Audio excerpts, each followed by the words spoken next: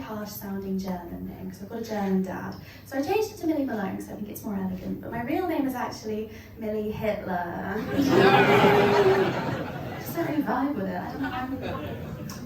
I have exciting news. My sister had a baby. I know, thank you. I'm an auntie. I love it. I love babies. But I feel like people kind of give them a hard time. People slag babies off a lot, don't they? They say things like, babies are ugly, they're wrinkly, they look like old men. I think personally, I'm not worried about having an ugly baby. I think if anything, I'm worried about having like a hot baby. With like big tits. Ugh. Imagine that'd be horrible. Gross.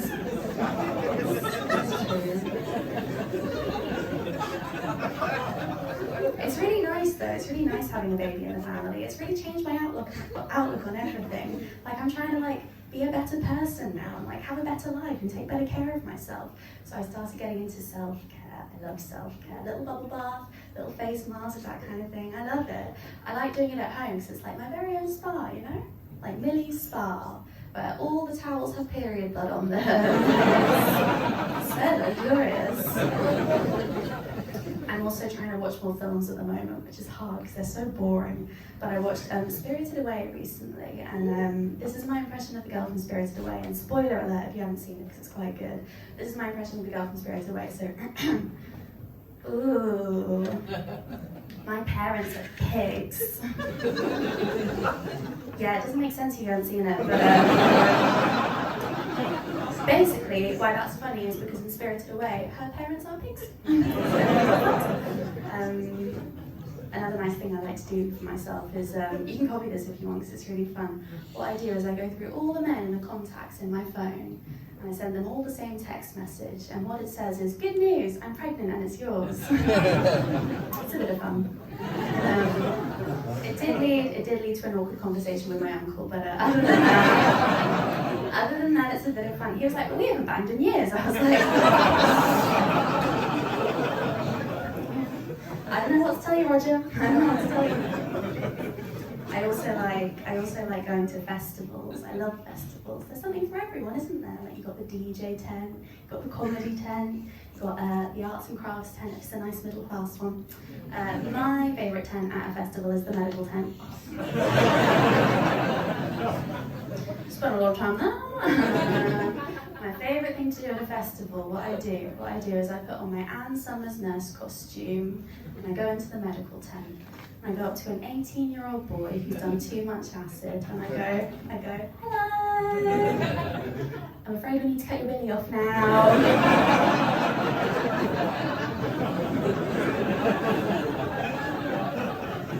Hours of fun. I actually have a theory about penises and I'm going to tell you, so strap in. So, men in the room, anyone who has one, I hope you're happy with them, and you should be, and I'm going to tell you why. So I think to most women, a big penis is kind of like a Bailey's, you know? Like it's really nice, like once a year, maybe around Christmas, but it's not the kind of thing you want every day. And some women don't even want a Bailey's at Christmas. Some women, you offer them a Bailey's at Christmas and they'll be like, oh no thanks, no, too rich for me, too much for me, no, not for me, no thank you, no. Give it to Nana, she'll have anything.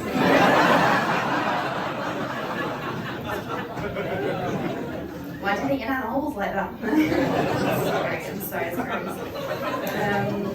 It's true though, I don't think women care about size, but I know men care about size, because I recently watched the Channel 4 documentary, My Massive Cock.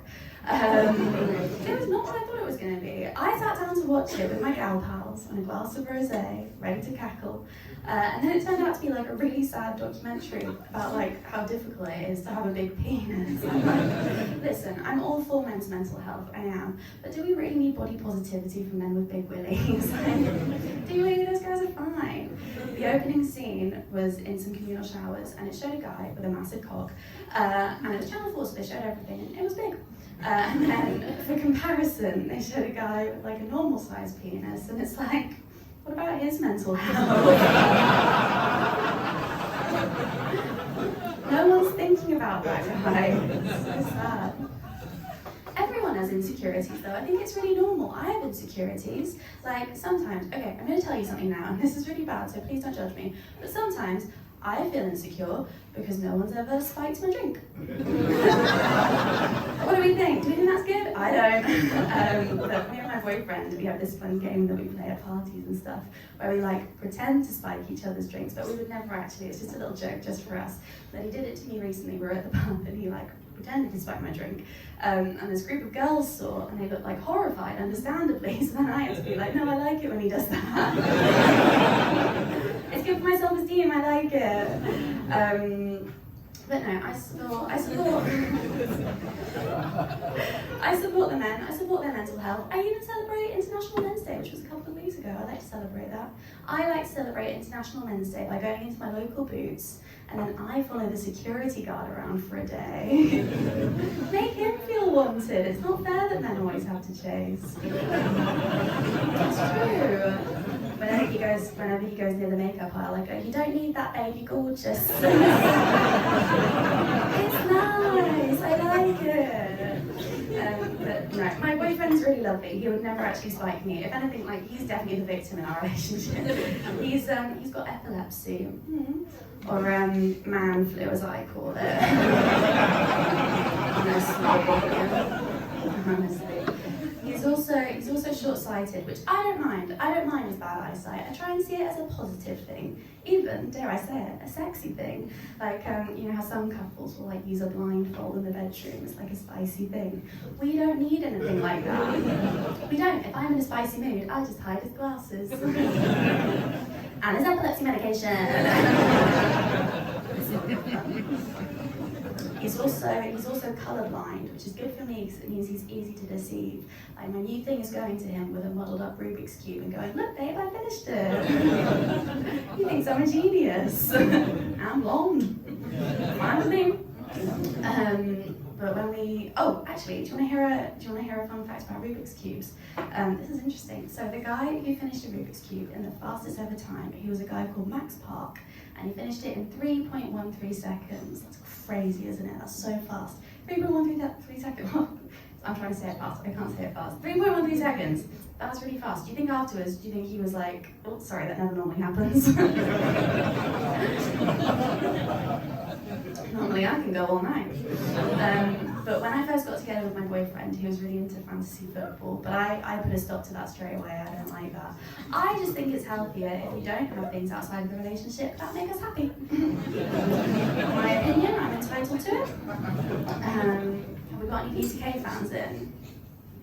Yeah, okay, this is for you, this is one guy. This is my impression of Peter Kay if he was Irish, so. Gaelic bread. Gaelic bread. Too niche, okay. Fine, thank you, back. I still have a day job, believe it or not. I don't do this full time. But I don't mind talking about it because it's quite an interesting one, my job. It's the oldest profession in the world. It's digital marketing. It's fine, it's alright. But when my sister had her baby, it made me really think about life and death and how I want to spend my time on this earth. And I realised I don't want to do marketing forever. I don't care about it. So I've decided I'm going to quit my day job. And how I'm going to do that is I'm going to start selling my knickers. I will. And I looked into it and I found a website that I could sell them through, but I didn't actually go through with it because the website wanted me to pay a £20 a month subscription to sell my underwear through them, which is like crazy to me. I don't have £20. If I had £20, I wouldn't be selling knickers, I'd be buying them. New, not secondhand. So I've decided what I'm going to do. I'm going to cut the middleman. I'm not going to sell them through the website. I'm just going to sell my knickers at comedy nights. I'm here anyway, might as well make some money, so look out for me at the end. I'll be there, I'll be over there by the exit. I'll be there with my little tray, like an ice cream seller at Panto. I'll be there like, hello, we have 3 flavours, horny, depressed, and on my period. Or as I like to call it, Neapolitan. Have a great night, thank you so much.